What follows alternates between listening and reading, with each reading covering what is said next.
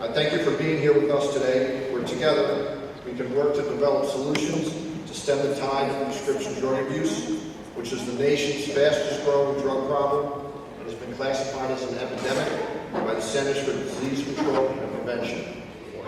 Today, we're very, very proud and pleased to continue our collaboration with the Drug Enforcement Administration of New Jersey and with HIDA, both of whom, without their support, we would not be here today. They were the group that came forward.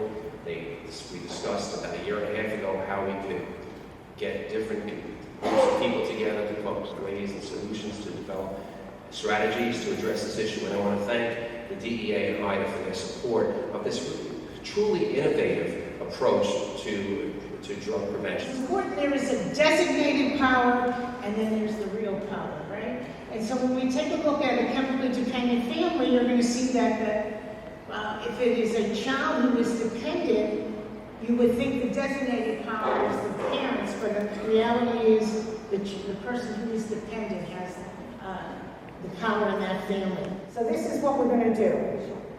Joe doesn't want to go to work today, he's hungover. And apparently he's been here because look how well he does it.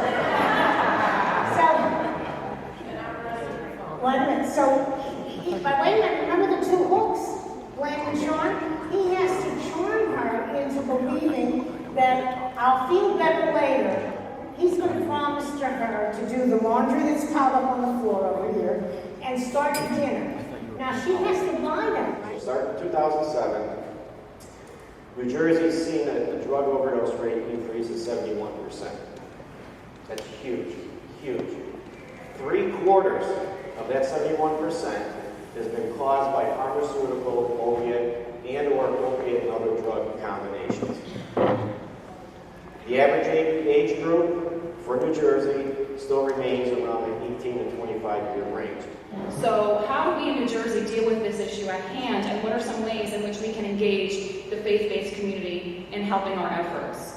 Well, we have what's called the Strategic Prevention Framework, which I'm going to go into in a little bit. That's actually the prevention science that we use. We've had some really tremendous research in prevention in the past 20 years that have really shifted our practice and approach.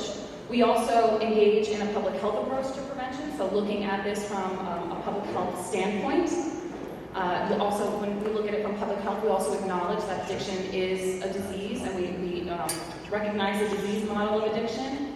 And then looking at community-level change strategies. So what can we do as a community to respond to the needs of our community based on what's happening, in addition to offering comprehensive programs, which are very, very important as well. There's a saying that I remember widely saying that you don't know how far is unless it was for those who go to the extreme. So I had an extreme personality disorder. So when my mother first gave me a sip of alcohol, what she thought she was doing innocently, and I appreciate the gentleman's question in the back in terms of enabling.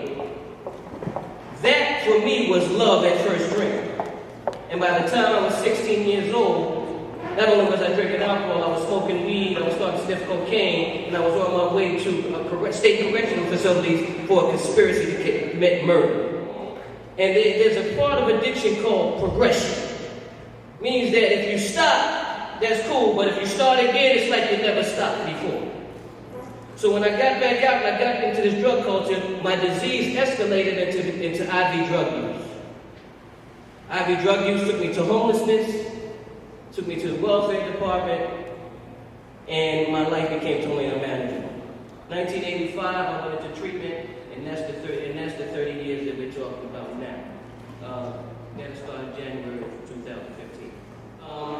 That being the case, we must remember that every person, the stigma that is associated with addiction and alcoholism must be removed. Because even to this day, we have stigma that exists, even on those of us in recovery, in terms of how far we can go to maximize our human potential. So, the vast majority of folks that are using our resources to go to treatment are mandated by the law enforcement system. They're on probation, they're on drug court, they're on parole, they have a DIFUS case. Why is it that it's so hard to get people into treatment? One of the reasons was stigma, like was just mentioned. Stigma is a huge issue. And also, mixed with that is some denial. Going into treatment is a terrifying experience for someone who does not know how to live without their substance. So things happen a long time after a person stopped using, even being in short-term recovery for a while. You know, the effects of that person's use goes on long after that, and post-acute withdrawal means it can last up to like 2 years. And when we talk about post-acute withdrawal, we talk about the anxiety, all the stressors, the low self-esteem, inability to sleep, things like that going for a long time. So if it goes on for a long time, it should be supported with long-term recovery and treatment.